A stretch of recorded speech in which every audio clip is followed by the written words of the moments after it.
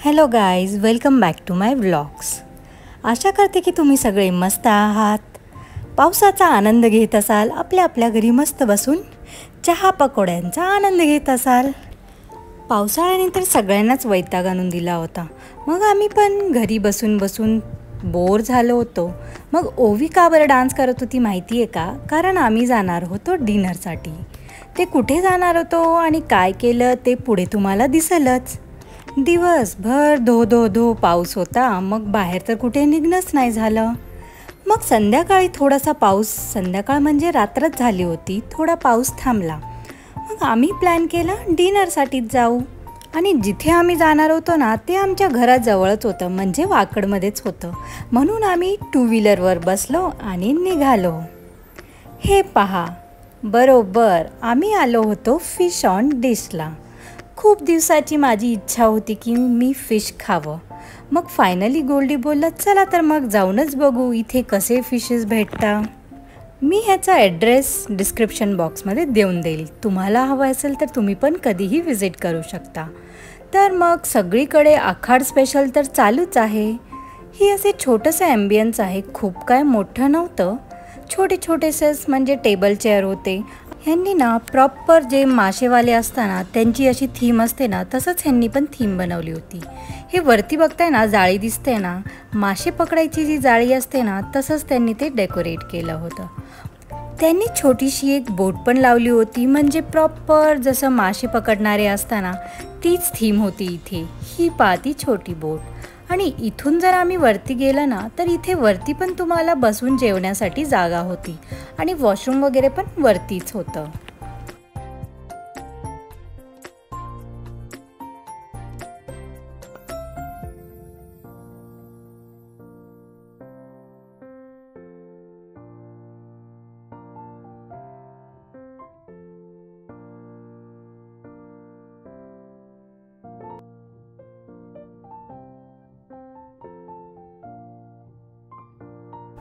आम्ही बाहेरच बसलो कारण ओवीला इथेच बसायचं होतं.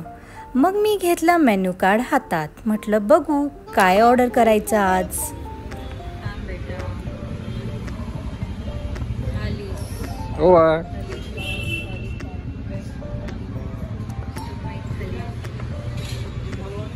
आणि त्यांच्याकडे हा कॉन्टिनेंटल मेन्यू पण आहे बरं का.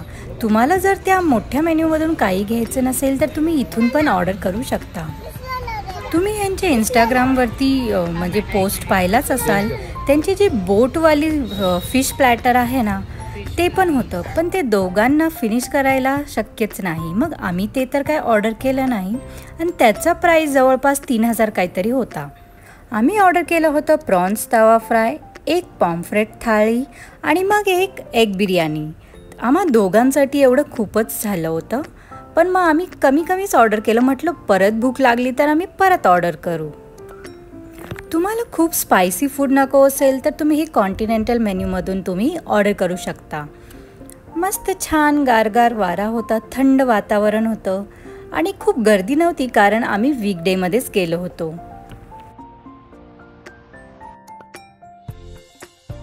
नेहमीप्रमाणे ओवी बोर झाली होती आणि फोनमध्ये ती शॉर्ट्स बघत बसली होती. मी इथे म्हटलं थोडंसं पोज देऊन बघू कशी दिसते. लाईट थोडेसे डिम होते आणि आपल्या आयफोनचं तर माहितीच आहे तुम्हाला की फ्रंट कॅमेराने नाईट अँगल कसे येतात. मग फायनली हे तवा प्रॉन्स आले आणि चव इतकी अप्रतिम होती ना, काय सांगू तुम्हाला. हे आले तर 8 पीस होते, पण असं वाटत होतं अजून थोडे दिले असते तर छान झालं असतं. खूपच टेस्टी होती. सगळेच जे आम्ही ऑर्डर केलं होतं ना त्यामधले मला ही डिश खूपच आवडली. खूपच म्हणजे खूपच. आणि जेव्हा तुम्ही जाल तर प्लीज तुम्ही पण ट्राय कराल. आणि मग थाळी पण आलीच. आमचं स्टार्टर्स खाऊन झालं आणि थाळी पण आली. थाळीमध्ये मी घेतली होती पॉम्फ्रेट थाळी. त्यामध्ये मी पोळ्या घेतल्या होत्या. पोळ्या म्हणजे चपाती घेतली होती. भाकरीचा पण ऑप्शन आहे. भाकरी म्हणजे तांदळाची भाकरी देतात ते. थाळीमध्ये सुक्कट 1 वाटी आलं होतं, सोलकढी होती, फिश पॉम्फ्रेटवाली करी पण होती, इंद्रायणी राईस आणि कोशिंबीर, लिंबू आणि स्वीट डिशमध्ये त्यांनी एक गुलाबजाम दिला होता. थाळीची टेस्ट मला नॉर्मलच वाटली. खूप असं आउट ऑफ द बॉक्स काय असं वाटलं नाही. आणि मग त्यानंतर आणि थाळीची प्राईस ना जसं ॲज पर पीस असेल, जितका मोठा पॉम्फ्रेट नाहीतर सुरमई अवेलेबल असेल ना त्यानुसार त्याची प्राईस डिसाईड होते. मग इथे बिर्याणी घेतली होती. बिर्याणीची टेस्ट ॲज युजल जशी बिर्याणी असते तशीच होती, छान होती म्हणा. मग खाऊन पिऊन झाल्यावर आमचं फायनल बिल झालं 1299 रुपये. खूप काय नव्हतं, छान होतं, म्हणजे डिसेंट होतं आणि टेस्ट पण छान होती. मग एकदा विजिट करू शकता तुम्ही नक्की इथे. आणि खाऊन झाल्यावर जर तुम्हाला ह्यांचं जेवण आवडलं असेल तर ही बेल तुम्ही वाजवू शकता.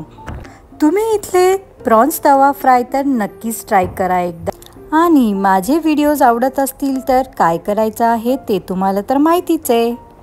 Like share subscribe.